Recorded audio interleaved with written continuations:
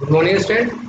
तो last lecture में हम लोग देखे थे सब्स्टिट्यूशन का टाइप 1। सब्स्टिट्यूशन रिएक्शन में क्या होता है, लिविंग ग्रुप रिप्लेस्ड हो जाता है बाय न्यूक्लियोफाइल से। पॉसिबिलिटी 1 पढ़े थे जिसमें फर्स्ट आरएल बॉन्ड ब्रेक होता था तब आरएनए बॉन्ड बनता था। आज हम लोग पढ़ेंगे पॉसिबिलिटी 2 जिसे हम यूएसएल 2 के नाम से भी जानते हैं, यूएसएल 2 बोलते हैं, ये जानेंगे। एंड इसमें होता क्या है, breaking of RL bond and formation of RNA bond simultaneously occur होता है। मतलब अगर हम यहाँ पे देखें, we have Rn and nucleophile. After the reaction we have RNU and then L minus. So this is the living group,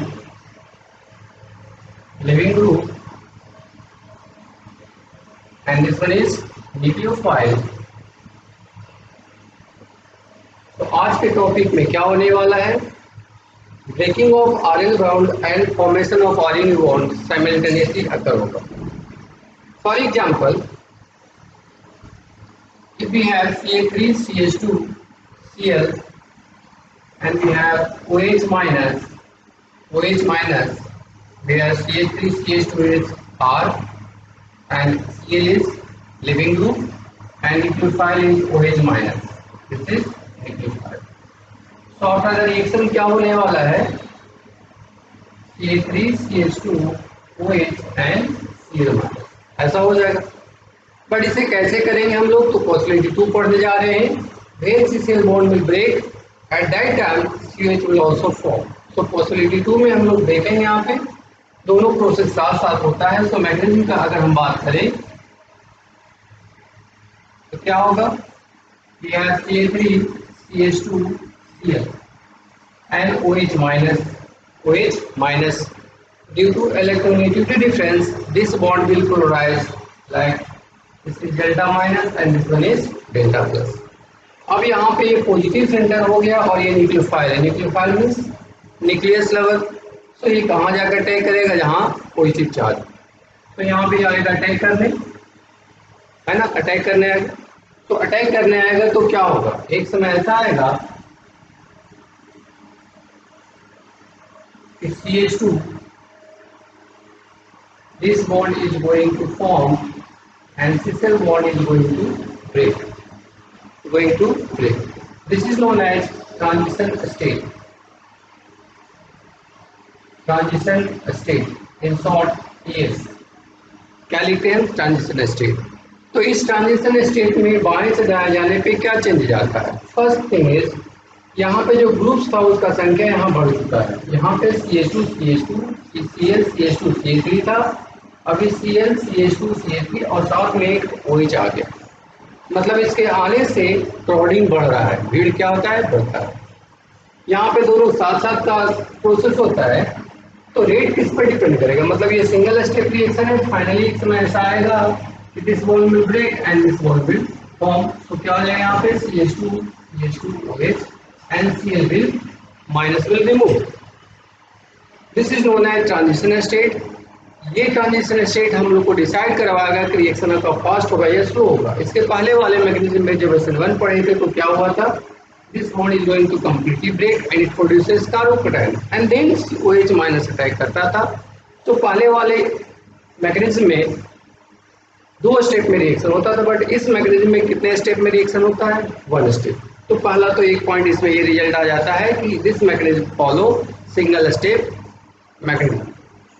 second point, हम लोग जब बाएं से दाएं जाते हैं तो नंबर ऑफ ग्रुप्स बढ़ता है तो क्राउडिंग बढ़ता है। मतलब इसका रिएक्टिविटी इस पर भी डिपेंड करेगा कि कितना यहाँ पे क्राउडिंग है। जहाँ लेस क्राउडेड होगा और रिएक्शन फास्ट होगा। ऑब्वियस सी बात है, जहाँ पे भीड़ कम होता है वहाँ आसानी से चले जाते हैं, और जहाँ भीड़ ज़्यादा होता है उसी समय में जाने में हम लोग को टाइम ज़्यादा कंज्यूम हो जाता है। तो rate is directly related to time बढ़ेगा तो रेट घटेगा।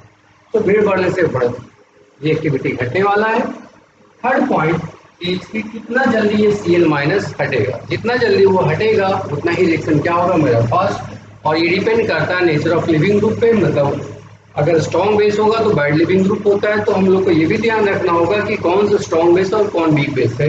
जो बेस स्ट्रॉन्ग होगा वो बैड लिविंग ग्रुप होगा। तो इसके लिए हम पहले पढ़ा चुके हैं आपको न्यूक्लियोसिटी में एंड इलेक्ट्रोसिटी में and acidic strength basic strength में। तो वहाँ पे हम देखें, फिर से एक बार रिकॉल कर लेंगे। फिलहाल हम लोग इन सब पॉइंट्स को ध्यान में रखेंगे। तो हम लोग बाएं से दाएं जाते हैं तो क्या क्या करते हुए आता है, So from transition state we can say that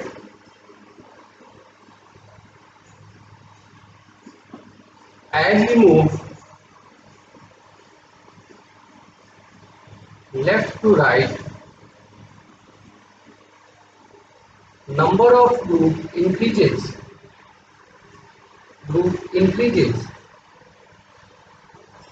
So steric repulsion play important role for this mechanism. इस मैकेनिज्म में स्टेरिक क्राउडिंग क्या प्ले करेगा? Important role. मतलब जहाँ भीड़ ज्यादा होगा वहां की रिएक्टिविटी क्या होगा? स्लो होगा, रिएक्टिविटी स्लो होगा। सेकेंड थिंग, ये सिंगल स्टेट में होता है। यहाँ से क्या पता चलता है हम लोगों को?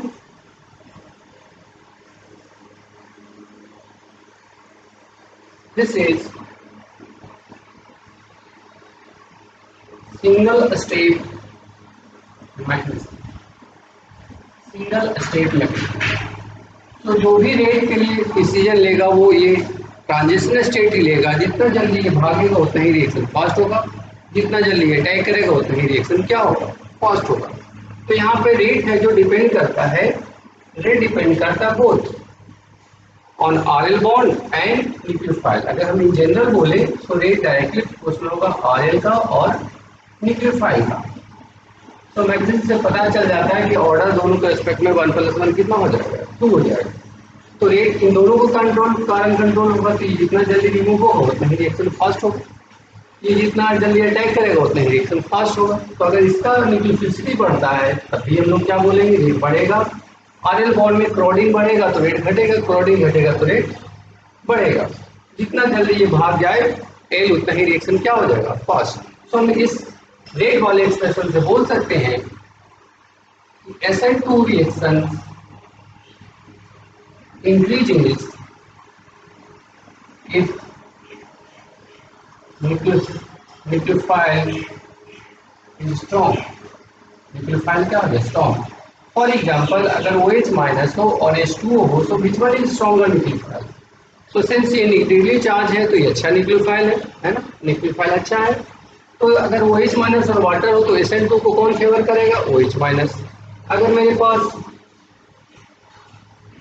CH3O माइनस हो और CH3OH हो तो which one is better nucleophile? तो ये किसको फेवर करवाएगा? तो ध्यान रखना है हम लोग को SN1 में और SN2 में यही डिफरेंस आता है कि SN1 में भी न्यूक्लियोफाइल होता था, क्योंकि वहाँ न्यूक्लियोफाइल का वैसा कोई रोल था नहीं, वो तो डिपेंड करता था स्टेबिलिटी ऑफ कार्बोकेटाइल पे। बट यहाँ पे तो डिपेंड करता है न्यूक्लियोफाइल पे। तो जितना अच्छा न्यूक्लियोफाइल होगा उतना ज़्यादा फेवर करेगा SN2 को। तो अगर ये दोनों में दिया रहेगा, पूछेगा किसमें फेवर करेगा SN2, तो हम क्या बोलेंगे? This one is better nucleophile so it favour SN2 reaction, वैसे ही SN2 को फेवर करेगा। सेकेंड पॉइंट यहाँ से क्या आता है अगर हम देखें तो सेकेंड पॉइंट है nature of leaving group. Nature of leaving group क्या है? नेचर ऑफ लिविंग ग्रुप में strong base is a bad leaving group. Strong base क्या होता है? Bad leaving group. तो हम बेसिसिटी में पढ़े हैं, अगर मान लो मेरे पास क्लोरीन है, ब्रोमीन है, एन आयोडीन है, तो क्या देखे थे? नीचे जाने पे बेसिक स्ट्रेंथ डिक्रीज करता है। Basic strength decreases. तो therefore ease of leaving group क्या हो जाए? कौन जल्दी भागेगा? तो क्या कंसेप्ट है? स्ट्रॉन्ग बेस क्या होता है? Bad leaving group. तो इससे हम कह सकते हैं यहाँ पे कि स्ट्रॉन्ग बेस कौन है? F minus. तो अच्छा लिविंग ग्रुप कौन है? I minus, then Br minus, then Cl minus, then F minus. Clear है? तो इस पे अगर ऐसा करके क्वेश्चन अगर आपके पास आ जाए तो हम क्या ध्यान में रखेंगे? लेट अस सपोज कि मेरे पास प्रॉब्लम ऐसा है, CH3 Cl, CH3 Br, CH3 I, and question is find the rate of SN2 reaction। So rate of SN2 में क्या हो जाएगा, SN2 का रेट तो हम जानते हैं इसमें डिफरेंस कहाँ पे आ रहा है, difference in nature of leaving group. तो लिविंग ग्रुप में ये सबसे स्ट्रॉन्ग बेस ये वाला है तीनों में, तो सबसे खराब SN2 इसी का होगा और सबसे अच्छा सबसे वीक बेस ये है, तो SN2 क्या होगा, इसका फास्ट होगा। तो हम कह सकते हैं इसमें methyl iodide, then methyl bromide and then क्या, मिथाइल क्लोराइड। तो this is the order of SN2 reaction. ठीक है, तो पहला था नेचर ऑफ न्यूक्लियोफाइल, सेकंड है nature of leaving group, third factor जो इसमें वो क्लोरीन, जितना ये बल्कि आर होगा उतना ही अनफेवरेबल होगा फॉर SN2 रिएक्शन, क्योंकि रिएक्शन का रेट क्या हो जाएगा, स्लो हो जाएगा। तो थर्ड पॉइंट पे हम लोग लिख सकते हैं यहाँ पे, अगर पॉइंट 3 लिखे तो थर्ड पॉइंट क्या है इसमें,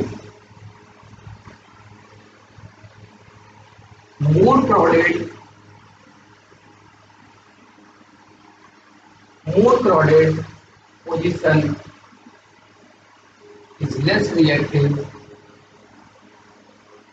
for SN2 reaction। और SN2 रिएक्शन जितना ज्यादा क्राउडिंग होगा उतना ही SN2 का क्या होगा, रिएक्शन स्लो हो जाएगा। तो अगर मान लें अगर आपके पास ऐसा कोई क्वेश्चन हो, and second one we have, and third we have,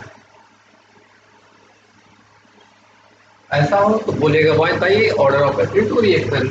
तो यहाँ पर डिफरेंस कहाँ है, लिविंग ग्रुप तो कॉमन है, डिफरेंस आ रहा है जहाँ पे अटैक करेगा, अटैक कहाँ करेगा, यहाँ पे क्यों अटैक करेगा, क्योंकि यहाँ पे डेल्टा माइनस है डेल्टा प्लस, क्यों डेल्टा माइनस, बिकॉज क्लोरीन मोर इलेक्ट्रोनिटी, तो माइनस आई से वो बॉन्ड को पोलराइज कर देगा इस बॉन्ड को। So this will consider delta minus and this will have delta plus. वैसे ही यहाँ पे delta plus and delta minus, delta plus and delta plus. तो अगर न्यूक्लियोफाइल अटैक करने आएगा तो कहाँ आएगा, यहाँ पे CH3 ग्रुप है, यहाँ पे अटैक करने आएगा तो एक CH3 ग्रुप है, यहाँ पे कितने CH3 ग्रुप है, दो CH3। सो मोर प्रोडक्ट ये है, देन ये है, तब ये है। तो ऑर्डर ऑफ रिएक्टिविटी क्या हो जाएगा SN2 का, अगर इस क्वेश्चन का ऑर्डर ऑफ रिएक्टिविटी पूछा जाए तो क्या होगा, तो हम कह सकते हैं यहाँ पे third most reactive is second, then third and then, तो ऐसे आंसर आ सकते हैं। तो पहला फैक्टर था न्यूक्लियोफाइल का नेचर, सेकेंड फैक्टर था लिविंग ग्रुप का नेचर, थर्ड फैक्टर है कितना क्राउडिंग है। इससे भी कुछ चेंजेज आते हैं, जैसे अनसेचुरेटेड कहीं पे आ गया अल्फा पोजीशन पे, कहीं बगल में उसका कंजुगेटेड पोजीशन पे आता है, तब क्या SN2 में चेंजेज आएगा वो भी देखेंगे। फिलहाल इन तीनों को बेसिकली हम लोग ध्यान में रखते हैं। क्लियर है, ठीक है। अगर मान लें कभी ऐसा हो जाए कि सपोज करें we have CH2 double bond CH, CH2Cl, CH2Cl, and second है मेरे पास CH3 CH2Cl, और आपसे पूछेगा बताइए SN2 में रिएक्टिविटी क्या होगा। तो ये भी प्राइमरी हैलाइड है and this is also primary halide, दोनों प्राइमरी है, बट डिफरेंस है कि उसके बगल में एक CH2 डबल बॉन्ड CH लगा हुआ है, इसके बगल में CH3 CH2 लगा हुआ है, और ये इफेक्ट दिखाएगा प्लस IL का। लेकिन चूंकि ये अनसेचुरेटेड पोजीशन है तो कैसा इफेक्ट दिखाता है, माइनस आई। सो माइनस आई के कारण ये बॉन्ड को खींचेगा, तो इसका जो डेल्टा प्लस है वो क्या होगा, थोड़ा सा पहले वाले से नॉर्मल वाले से थोड़ा इंप्रूव हो जाएगा। ये तो डेल्टा माइनस है, इधर से भी खींचने वाला है, ये भी खींचने वाला था जिसके कारण प्लस आ जाए, ये भी थोड़ा खींचेगा, तो मान लो इससे भी थोड़ा सा आगे डेल्टा प्लस वन। तो पहले से प्लस चार्ज का वैल्यू क्या हो गया, इंक्रीज कर गया, तो जब न्यूक्लियोफाइल आएगा तो इसको काफी इंटरेस्टिंग लगेगा, चलो मेरा सपोर्टर पहले से थोड़ा इंप्रूव हो चुका है, तो यहाँ पे आर अटैक करेगा। यहाँ पे तो ये देने वाला है, तो ये डेल्टा प्लस का मान क्या होगा, इसके इसका वाला से थोड़ा सा और क्या हो जाएगा, ये अगर डेल्टा प्लस 2 हो तो डेल्टा प्लस 2 लेस देन हो जाएगा किससे, डेल्टा प्लस से, बिकॉज ये देने का नेचर रखता है और देने वाला ग्रुप क्या करेगा, डेल्टा प्लस का वैल्यू रिड्यूस कर देगा, तो यहाँ पर रिएक्टिविटी क्या हो जाएगा, डिक्रीज करेगा।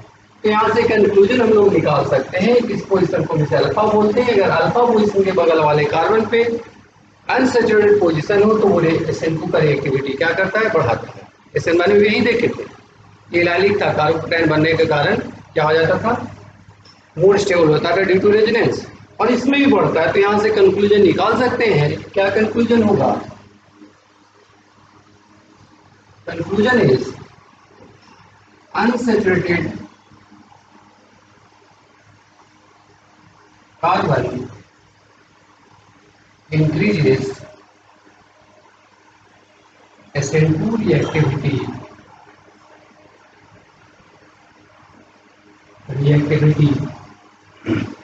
if it is present with alpha carbon. Alpha carbon, alpha carbon किसे बोलते हैं? This is alpha carbon. तो इससे अगर जुड़ा हुआ कार्बन पे अनसैचुरेटेड आ गया तो रिएक्टिविटी क्या करेगा? बढ़ा देगा। या मान लो इसमें कोई CO भी आ जाता, C डबल बॉन्ड हो, तभी रिएक्टिविटी बढ़ जाता। ये क्या करेगा? रिएक्टिविटी को घटाता है, क्योंकि उससे क्लॉडिंग बढ़ रहा है, क्लॉडिंग इससे भी बढ़ रहा है, बट इसके माइनस आई इफेक्ट के कारण इसका रिएक्टिविटी थोड़ा क्या हो जाता है? इंप्रूव हो जाता है। जैसे अगर मान लो कोई साइक्लिक में भी आपके पास we have such type of molecule, and second one we have CH2Cl. so both are primary, but इसके अल्फा वाले कार्बन पे अनसैचुरेटेड कार्बन लगा हुआ है, तो रिएक्टिविटी को क्या करेगा? इंप्रूव करेगा। और ये प्लस आई, ये कैसा नेचर को करेगा? माइनस आई। तो रिएक्टिविटी क्या हो जाएगा? फाइनली इसका ज्यादा होगा, इसका क्या होगा? कम। तुम बोल सकते हैं first more reactive than second. Clear है? तो यहाँ से रिजल्ट याद रखेंगे, अगर अल्फा पोजीशन के बगल वाले कार्बन पे अनसैचुरेटेड पोजीशन या कोई माइनस आई ग्रुप आ जाए तो उसका रिएक्टिविटी क्या हो जाता है? इंप्रूव हो जाता है। क्योंकि जितना ज्यादा प्लस चार्ज आएगा उस कार्बन पे न्यूक्लियोफाइल को, उतना ही इजी होगा अटैक करना वह न्यूक्लियोफाइल। अगर सपोज करो ऐसा भी रहता मेरे पास, एंड सेकेंड है मेरे पास CH2Cl, बोलेगा which one is more reactive? तो यहाँ पे भी डेल्टा प्लस आएगा, यहाँ डेल्टा माइनस या डेल्टा प्लस, फिर again delta minus delta plus, यानी ये माइनस आई ग्रुप है तो ये भी खींचेगा थोड़ा, तो पॉजिटिव चार्ज का वैल्यू क्या हो जाएगा? इंप्रूव कर जाएगा। तो हम बोलेंगे this one is more reactive than second one. Clear है? अगर अल्फा पोजीशन पे ही आ जाए डबल बॉन्ड तो क्या होगा? If unsaturated carbon is at alpha position, अगर अल्फा पोजीशन पे ही हो अनसैचुरेटेड, जैसे ऐसा, ठीक है। और दूसरा ये है, बोलेगा which one is more reactive towards SN2। तो अब देखिए ये डेल्टा माइनस है and this is delta plus, ठीक है। यहाँ पे भी डेल्टा माइनस है, यहाँ पे डेल्टा प्लस, तो न्यूक्लियोफाइल का अटैक करेगा यहाँ पे भी और यहाँ भी न्यूक्लियोफाइल का अटैक करेगा। और डिफरेंस क्या है यहाँ पे? ये जहाँ पे अटैक करना है वहाँ पे पाई इलेक्ट्रॉन्स है, ये पाई इलेक्ट्रॉन्स कमिंग न्यूक्लियोफाइल को क्या करेगा? रिपेल करेगा। क्या यहाँ पे कुछ ऐसा है? पाई इलेक्ट्रॉन्स नहीं है, नॉर्मल है, जो डेल्टा माइनस डेल्टा प्लस वही है। तो हम बोलेंगे कौन ज्यादा रिएक्टिव है? ये वाला। किसके हेल्प से? With the help of pi electrons. दूसरा इसके स्ट्रेंथ से भी समझ सकते हैं कि ये रेजोनेंस स्टेबलाइज है, डबल सिंगल लोन पेयर, ये रेजोनेंस स्टेबलाइज है। सो विनाइल वाला जो पोजीशन है वो रेजोनेंस स्टेबलाइज है। तो हम क्या बोलेंगे? अगर स्टेबिलिटी से भी बोलेंगे तो ये मोर स्टेबल है, तो लेस रिएक्टिव होगा, बिकॉज जो ज्यादा मजबूत होता है वो क्या होता है? उसकी रिएक्टिविटी डाउन होती है। जो कमजोर होते हैं लड़ने के लिए तैयार रहते हैं, और जो स्ट्रॉन्ग है वो अपने आप को होल्ड करके रखते हैं। तो ये वाला स्ट्रॉन्ग इसलिए कम रिएक्टिव होगा, और ये लेस स्टेबल है इससे तो मोर रिएक्टिव होगा। अगर स्टेबिलिटी के बेसिस पे बोले तो बस अगर अटैक करने आएगा तो यहाँ पाई इलेक्ट्रॉन्स का रिपल्सन होगा, यहाँ पे रिपल्सन नहीं होगा। तो हम कह सकते हैं यहाँ पे कि कौन रिएक्टिव ज्यादा होगा? ये होगा। किसके कारण? या तो बोल सकते हैं due to repulsion of pi electron and nucleophile, या vinyl radical, sorry vinylic position पे जो ग्रुप है वो क्या होगा? मोर स्टेबल होगा ड्यू टू रेजोनेंस, ठीक है। तो अगर अल्फा पे भी अनसैचुरेटेड आ जाता है तो रिएक्टिविटी को डाउन कर देता है। ये SN1 में भी मैं थ्योरी देखे थे। तो अनसैचुरेशन वाला रिजल्ट SN1 का और SN2 का कॉमन ही है, इसमें ये भी घटता है वो भी घटता था। इसमें किसमें कार्बोकेटायन बनेगा तो स्टेबिलिटी क्या करेगा? घटा देगा, ठीक है।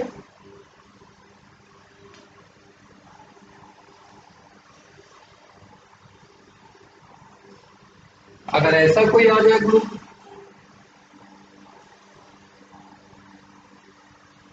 Cl यहाँ पे, तो क्या ये SN2 रिएक्शन कर पाएगा? तो ये ब्रिज वाला कार्बन कभी भी SN2 करना पसंद नहीं करता, इसका SN2 नहीं करेगा। अगर मेरे पास फिनाइल है ये वाला, इससे भी SN2 करना पसंद नहीं करेगा, क्योंकि यहाँ पे देखिए कोरिलेशन स्टेबलाइज है और दूसरा क्या करेगा, अगर आएगा तो पाई इलेक्ट्रॉन्स के कारण रिपल्सन होगा कमिंग न्यूक्लियोफाइल का। तो इन सब केसेस में हम लोग SN2 नहीं करना चाहते। तो जनरली हम लोग को याद रखना चाहिए SN2 का रिएक्टिविटी। अगर रिएक्टिविटी की बात की जाए तो सबसे ज़्यादा रिएक्टिव होता है 0 degree halide, then 1 degree halide, then 2 degree halide,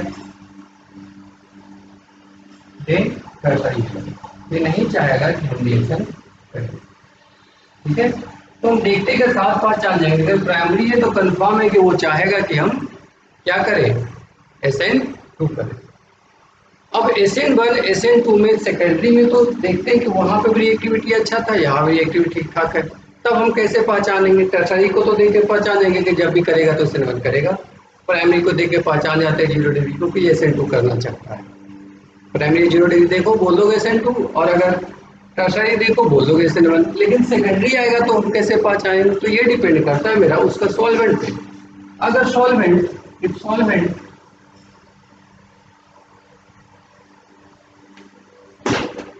if solvent is polar aprotic, then it favors SN2 reaction। ये polar aprotic क्या है, तो polar means which produces dipole and aprotic means वैसा solvent जो हाइड्रोजन बॉन्डिंग नहीं करता है।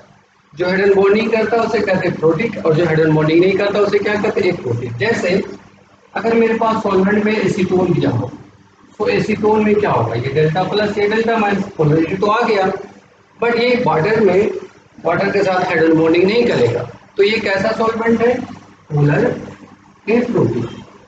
तो ऐसे सॉल्वेंट किसको फेवर करते हैं, ऐसे सॉल्वेंट फेवर करते हैं SN2 मैग्नीशियम को, SN2 SN1 को नहीं करेगा। अगर मेरे पास डाइमिथाइल सल्फोक्साइड हो, ऐसा dimethyl sulphoxide,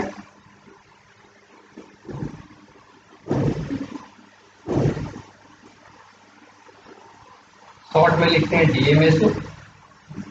so this is also polar aprotic, ये भी हाइड्रोजन बॉन्डिंग नहीं करता, तो ये किसको फेवर करेगा, SN2। इन सब सॉल्वेंट को अगर देख रख दे क्वेश्चन में तो हम समझ जाते कि SN2 को करेगा। मतलब, और ये केसेस तब रेज होता है जब सेकेंडरी की बात आ जाए, क्योंकि सेकेंडरी तो दोनों करता है, SN1 भी और SN2, तब कहाँ से डिफरेंशिएशन आएगा, so with the help of solvent. अगर सॉल्वेंट पोलर प्रोटिक रहता, अगर सॉल्वेंट क्या होता, पोलर एंड प्रोटिक होता, प्रोटिक, तो क्या करेंगे हम डिस्कशन में, जैसे वाटर है, मिथेनॉल है, इथेनॉल है, ये सब क्या है, पोलर भी और हाइड्रोजन बॉन्डिंग भी करेगा ना, हाइड्रोजन बॉन्डिंग भी करता है, पोलर भी है and delta plus delta minus. तो क्या है, पोलर भी और प्रोटिक भी है। इसके हम हाइड्रोजन रखते हैं यहाँ पर वाटर, तो वाटर के साथ हाइड्रोजन बॉन्डिंग कर लेंगे, हाइड्रोजन बॉन्डिंग करेगा, तो वैसे सॉल्वेंट को बोलते हैं पोलर एप्रोटिक, मतलब चार्ज भी होगा और हाइड्रोजन बॉन्डिंग भी करेगा।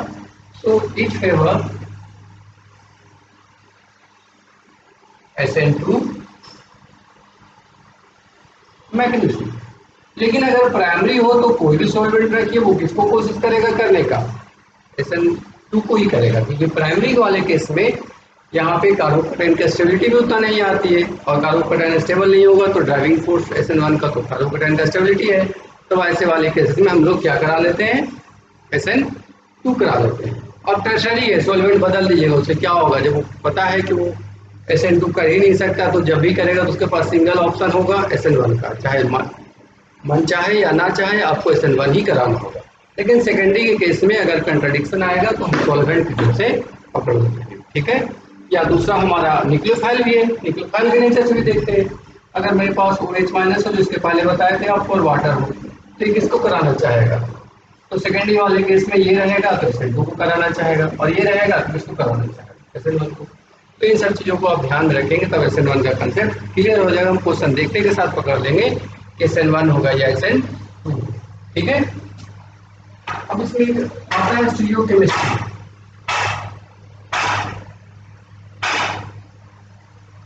स्टीरियोकेमिस्ट्री। स्टीरियोकेमिस्ट्री क्या है तो हम पिछले वाले टॉपिक में देखे थे, जिसमें हम लोग कॉन्फ़िगरेशन का बात करते हैं या बेंच फॉर्म का बात करते हैं ना, बेंच फॉर्म में भी आता है वहाँ पर। तो मान लो अगर हम स्टीरियोकेमिस्ट्री डील करें SN2 का तो क्या होगा स्टीरियोकेमिस्ट्री। तो स्टीरियोकेमिस्ट्री में लेकर सपोज वी हैव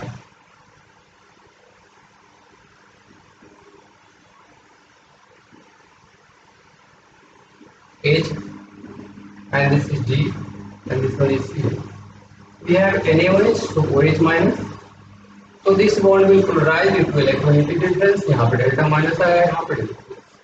अब ये अटैक कहाँ से करेगा? तो SN1 में क्या था कि ये कार्बोकेटाइन टूट गया था, तो आगे से भी अटैक करता था, पीछे से भी अटैक करता था। बट यहाँ पे क्या ये आगे से जा सकता है? तो अगर यहाँ से ये जाने लगेगा तो रिपल्सन फेस करेगा। क्या फेस करेगा? रिपल्सन। तो ये काम नहीं हो पाएगा। तो सेकेंड ऑप्शन है कि चलो तुम इधर से नहीं जाने दोगे तो इधर तो तुम हो नहीं माइनस, हम पीछे से जाकर अटैक करेंगे। कहाँ से अटैक करेगा? पीछे से, बैक साइड से। तो बैक से अटैक करेगा, फ्रंट से संभव नहीं। अब बैक से अटैक करेगा तो क्या होगा? बैक से अटैक करेगा तो हम समझते हैं अगर मुझे कोई पीछे मारेगा सर पे तो हम मुड़ के देखते हैं तो आगे का पार्ट पीछे, पीछे का पार्ट आगे हो जाएगा। तो ये जो ऐसे है मॉलिक्यूल्स वो क्या होगा? अगर मारेगा कोई तो उधर हो जाएगा, पूरे रोटेट हो जाएगा। तो ये जो साइड चला जाएगा, डी लेफ्ट वाला राइट, राइट वाला लेफ्ट चला जाएगा। आफ्टर द रिएक्शन ऐसा होगा। इसमें भी ट्रांजिशन स्टेट बनता है, अगर बनाना चाहे तो ऐसा होगा C3H एंड यहाँ पे आके जुड़ना चाहेगा OH। फॉर्मेशन को सिंबल से लिखा है and this is going to break, this one is known as transition state. कुछ लोग इसको बोल देते हैं intermediate. Intermediate carbocation carbon ion radical होता है, intermediate this is the transition state. और इंटरमीडिएट तभी बनता है जब दो कार्बोकेटायन फॉर्म, ट्रांजिशन स्टेट बनेगा, एक एक केस में नहीं बनता। तो यहाँ पे ये भागना चाहेगा एक समय के बाद, तो भागेगा तो क्या होगा? ये CH3 पूरा उधर भाग जाएगा, यहाँ इस कार्बन पे क्या जुड़ गया OH, तो यहाँ दिखा देंगे OH। ये CH3 उस साइड चला जाएगा, ये H लेफ्ट से राइट चला जाएगा, और D क्या होगा? हो जाएगा। क्लियर है? तो ऐसे वाले को बोलते हैं हम लोग इन्वर्जन। क्या बोलते हैं इसे? इन्वर्जन। अगर ये सिमेट्रिक सेंटर है, कायरल है, तो डेफिनेटली अगर ये आर रहा होगा तो एस हो जाएगा, एस रहेगा तो आर हो जाएगा। तो SN2 में ध्यान रखिएगा हमेशा इन्वर्जन कन्फिगरेशन होता है। अगर यहाँ पे एक सिमेट्रिक सेंटर है तो अपोजिट कन्फिगरेशन वाला प्रोडक्ट मिल जाएगा।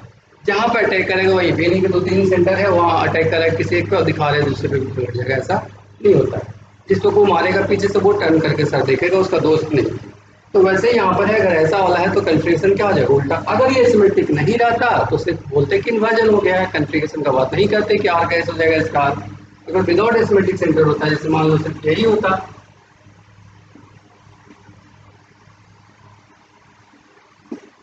ऐसा रहता, तो यहाँ पे हम लोग सिर्फ इन्वर्जन का बात करते हैं, कन्फिगरेशन का बात नहीं करते, सिर्फ पलट जाएगा यहाँ पे क्योंकि यहाँ सिमेट्रिक सेंटर नहीं है। ठीक है? अगर इसमें एक से अधिक सिमेट्रिक सेंटर होता, ऐसा मान लो ऐसा क्वेश्चन होता, ये है H, ये 3 OH, ये 3H, ऐसा करो। अब यहाँ पे ये OH माइनस आया अटैक करने, तो किस कारण पे करेगा? डेल्टा माइनस डेल्टा प्लस, यहाँ अटैक करेगा। अटैक करेगा तो ये टर्न होगा, मतलब ये H इधर जाएगा, ये जैसे वैसे रहेगा, इस सेंटर में कोई चेंजेस नहीं आएगा, इसमें कोई चेंजेस नहीं आएगा, यहाँ चेंजेस आ जाएगा। तो हमारा आंसर में क्या दिखेगा? ये 3 OH लेफ्ट साइड में चला जाएगा और ये H जो लेफ्ट था वो कहाँ चला जाएगा? राइट में, और ये जैसे था एज इट इज रह जाएगा। समझ गए बात? तो कन्वर्जन जो होता है, इन्वर्जन, वो कहाँ पे होता है? सेंटर पे, और वो सेंटर पे जहाँ पे वो अटैक करता है उसके बगल वाले पे नहीं। और हम लोग कन्फिगरेशन का बात तब करेंगे जब सेंटर कायरल हो। अगर कायरल सेंटर नहीं है तो हम सिंपली बोलेंगे वी गेट इन्वर्जन प्रोडक्ट। क्या मिल जाएगा हम लोग को? Inversion product. ठीक है? तो इस तरीके से हम बना सकते हैं, क्वेश्चन मिलेगा बना लेंगे। मान लो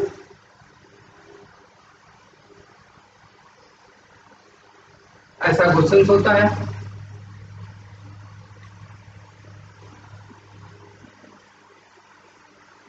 OH माइनस है और यहाँ पे लिख दें एसीटोन, तो ये देखते के साथ समझ जाते हैं कि कौन सा रिएक्शन होगा। SN2 की सॉल्वेंट नॉन पोलर है, और ये सेकेंडरी है, तो पोलर ये प्रोटीन है और ये सेकेंडरी है, नहीं कैसा है सेकेंडरी।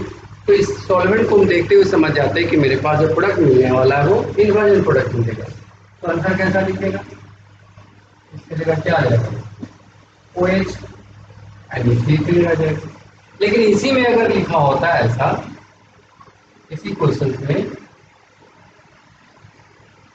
मान लो मेरे पास लिखा होता है water as nucleophile, so water तो पोलर प्रोटिक है, तो ये क्या करेगा तो SN1 करेगा, तो इसमें दोनों मिलता है रिटेंशन भी और इन्वर्जन भी।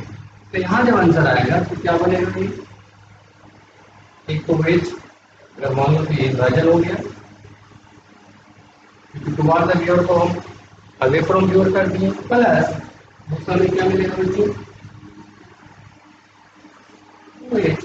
तो इस तरह से इसमें दोनों प्रोडक्ट मिलता है जिसे हम लोग डीएल पे करते हैं, क्या करते हैं डीएल पे, और हमेशा चेंजेज वहीं करिएगा जहाँ पे अटैक करेगा।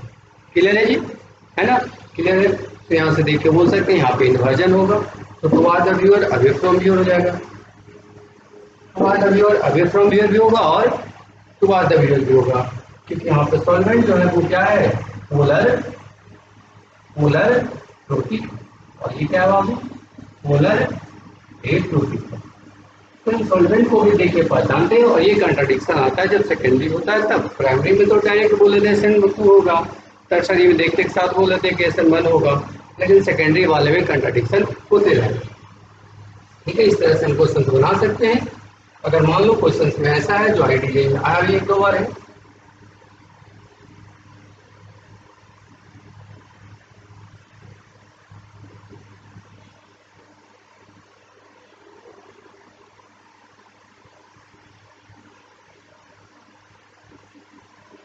अगर यहाँ पे हम CN- लिख दें तो CN- क्या है, स्ट्रॉन्ग न्यूक्लियोफाइल है, क्या है ये स्ट्रॉन्ग न्यूक्लियोफाइल नहीं, और स्ट्रॉन्ग न्यूक्लियोफाइल होता है तो कौन सा फेवर करता है SN2 को, तो अटैक इसको हटाएगा कि इसको हटाएगा। तो ये तो देख लीजिए डबल बॉन्ड वाले कार्बन पे तो इसको तो रिएक्शन SN2 होता ही नहीं है, तो यहाँ हो सकता है, तो यहाँ होगा तो कहाँ से अटैक करेगा पीछे से, पीछे से अटैक करेगा तो ये भाग जाएगा, तो फाइनल जो फिगर बनेगा हम लोग का कैसा बनेगा, दिस नीचे जैसे वैसे रहेगा, ये फ्लोरीन है, ये वाला जो है वो टर्न होकर उस साइड चला जाएगा, और ये जो CN है वो कहाँ चला जाएगा, ये अवे फ्रॉम व्यूअर, ये CH3 टर्न करके उधर चला जाएगा और टर्न करके इधर चला जाएगा। क्लियर है। तो ऐसे क्वेश्चन हम बना सकते हैं, अब देख के समझ सकते हैं सॉल्वेंट देख करके क्या स्ट्रॉन्ग न्यूक्लियोफाइल भी है, CN- स्ट्रॉन्ग न्यूक्लियोफाइल हमेशा न्यूक्लियोफिलिक रिएक्शन करता है, 100% न्यूक्लियोफाइल है, तो स्ट्रॉन्ग न्यूक्लियोफाइल तो SN2 को फेवर करता है। सॉल्वेंट भी देख सकते हैं हम लोग एसीटोन है, तो ऐसे वाले में दो पोजीशन था, ये भी और ये भी, तो हम कंसेप्ट में पढ़े थे कि डबल बॉन्ड वाले पोजीशन पे न्यूक्लियोफिलिक रिएक्शन नहीं होता है क्योंकि रिपल्सन होगा इसके बीच में, तो यहाँ अटैक करेगा, यहाँ अटैक करेगा, तो जो टुवार्ड द व्यूअर कहाँ चला जाएगा अवे फ्रॉम व्यूअर। तो ऐसे क्वेश्चन IDJ में आते रहते हैं, हम लोग देख के उसको बना सकते हैं। फिर कहीं दिक्कत होगा तो आप पूछिएगा, वीडियो को अच्छे से देखिएगा। इसके पहले वाले में हम लोग आप लोग को SN1 पढ़ाए थे, SN1 का भी कंसेप्ट क्लियर होना चाहिए, रिएजमेंट का भी क्लियर होना चाहिए, एंड इन्हें से देखना चाहिए। तो SN1 SN2 को अगर डिफरेंस पूछ दे कोई, तो डिफरेंस SN1 SN2 में क्या है, तो अगर मान लो हम दोनों को मिला दें SN1 और SN2 को, तो क्या डिफरेंस आएगा, अगर लिखने आ जाए तो क्या करेंगे हम, SN1 एंड SN2। तो SN1 में सबसे पहले तो रिएक्टिविटी में इसमें क्या होता है, रिएक्टिविटी का अगर बात करें तो मोस्ट रिएक्टिविटी का अगर हम बात करें फर्स्ट पॉइंट, तो अगर अल्काइल हैलाइड है तो सबसे ज्यादा रिएक्टिव कौन होगा tertiary, then secondary, then primary, and then methyl chloride. ठीक है, this is for SN1। SN2 में जस्ट अपोजिट है इसका, tertiary is less reactive, then secondary, then primary, and most reactive कौन है 0 degree halide, 0 degree halide. Second point है इसमें, second point ये सिंगल स्टेप में होता है, it is two step pathway, two step pathway, है ना, ठीक है। ये क्या होता है? Single step pathway. Single step pathway नहीं। Third,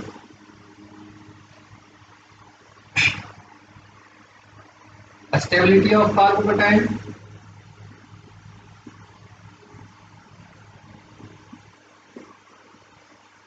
is driving force. जितना ज्यादा स्टेबल होगा कार्बोकेटाइन का वही इसे उनको फेवर करेगा। इसमें जो ड्राइविंग फोर्स है वो क्या है? इस driving force is stability of intermediate, stability of stability of transition state. जितना ज्यादा स्टेबल होगा ट्रांजिशन स्टेट उतना ही क्या होगा? Reactivity fast. और स्टेबल कब होगा? जब भीड़ वहां पे कम होगा। भीड़ वहां पे क्या होगा? कम होगा। नेक्स्ट पॉइंट है SN1 में,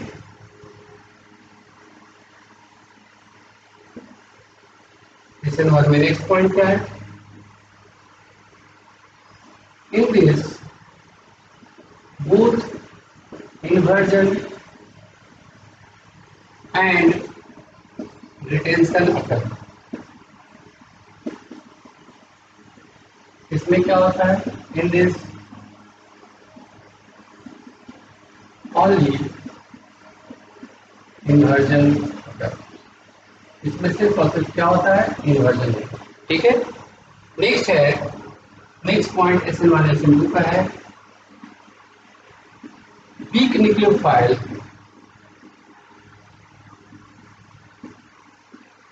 favor SN1 like water, methanol, ethanol, ये सब किसको फेवर करता है? SN1 को। इसमें क्या होता है? Strong nucleophile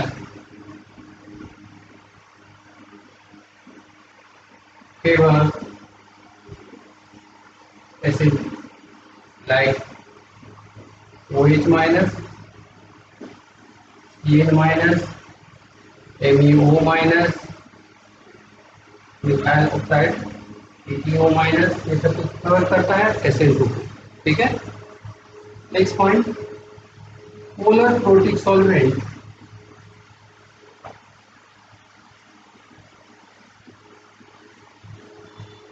favour SN1। Polar protic जैसे वाटर सॉल्वेंट है, इथेनॉल सॉल्वेंट, इसको फेवर करेगा SN1। इसमें क्या होता है? Polar aprotic. एप्रोटिक मतलब समझ गए, जो हाइड्रोजन बॉन्डिंग नहीं करता। प्रोटिक मीन्स जो हाइड्रोजन बॉन्डिंग करता है। तो यहाँ पे पोलर एप्रोटिक में कौन कौन सा है? तो मेरे पास है एसीटोन, डाइमिथाइल सल्फोक्साइड है, DMF है, डाइमिथाइल फॉर्मामाइड। तो यहाँ पे हम लोग देख सकते हैं ये फेवर किसको करता है? इस सब SN2 को। इस तरीके से हम लोग देख चुके हैं SN1 एंड SN2 में डिफरेंस। एंड इसके पहले SN2 का कंसेप्ट देख चुके हैं, स्टीरियोकेमिस्ट्री, रिएक्टिविटी देख चुके हैं। तो प्रॉब्लम्स आएगा तो हम लोग सॉल्व करेंगे। अगर कोई डाउट होगा तो फिर आप हमको मैसेज करिएगा।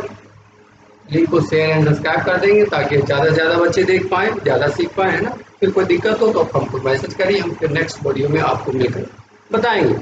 तो सभी वीडियो को सीक्वेंसली देखिएगा, रीअरेंजमेंट SN1 देन SN2, इसके बाद वाले मैकेनिज्म को तुम साथ साथ सब करके पढ़ेंगे। कोई दिक्कत हो तो आप बताएंगे, है ना। फिर नेक्स्ट वीडियो में आकर पूरी अच्छी तरीके से समझा देंगे। वैसे हमारे उम्मीद से सभी को समझ में आ जाना चाहिए। क्लियर बच्चों? मिलते हैं नेक्स्ट क्लास में। Good bye.